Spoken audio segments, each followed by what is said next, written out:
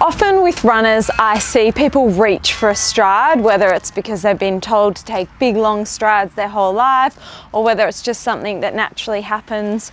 Also with a bit of added cushioning under our feet, most commonly these days, it's easy to reach. So when I talk about a reach, our foot's landing in front of our center of mass, and often I'll see that happen with extension from the knee. So they'll reach for a long stride, landing far out in front of their center of mass, a lot more impact, and then energy to get up and over that foot to keep moving forwards. This little marching drill is just so basic in demonstrating how you can keep moving forward without a reach, landing fairly flat-footed, and just within a range that's comfortable for your body. So to start with, hands on hips, drawing the knee up to about 90 degrees, and then marching your way forwards.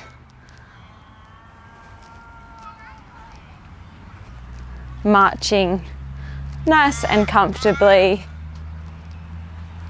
To challenge that, you can take hands above head and add a little bit more challenge across the body, trying not to rotate. And making it a little bit easier into running arms, opposite arm to leg, just working through a comfortable range. Hips are staying level, can go for the reach or the running arms. Once we've got that happening and we understand that we can move forward without reaching, we're going to add a little bit of cadence. That's our steps per minute in running. We want a fast cadence with less ground contact time. We're going to merge cadence and control. Standing on one leg for the control, single leg balance required for running, and then 1, 2, 3, pausing on the other leg. So we've got cadence, nice and light on our feet, and then swapping it through. And you can start to get a little faster and start to edge forward.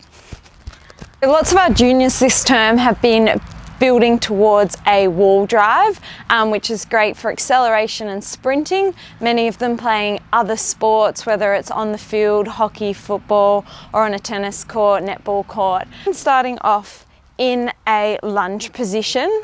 Often I'll see the foot drawn quite close to the body, encouraging them to step out a little bit. We've got a tuck of the pelvis, so we cue the knees, hips and shoulders stacked on top of each other, and we're going to use the front leg to lift up. So a lot of our strength is coming from there, and then we want to lower with control. Use the hamstring and glutes of that leg at the front. From here we can go for a running setup. And then exhale to rise, setting ourselves up to drive forward. We want to keep this knee aligned here. Often it will drop into the midline, especially with our juniors, or if we've got some work to do on our glute med and hip stability. From here, and exhale, come up. In running, we are either in the air, which I refer to as flight or flying, or on one leg. So to practice these helps us build our single leg strength and stability, which is required for our running. So moving to our wall drive, this is great for sprint mechanics. We're getting a forward lean. Forward lean is coming through from the ankles, and then from here we can practice our march. So we're just going to lift the knee up or picking the foot up towards the sit bone. We can start to integrate the cadence as we did in marching. Pausing, 1, 2, 3, 1, 2, 3, 1, 2, 3.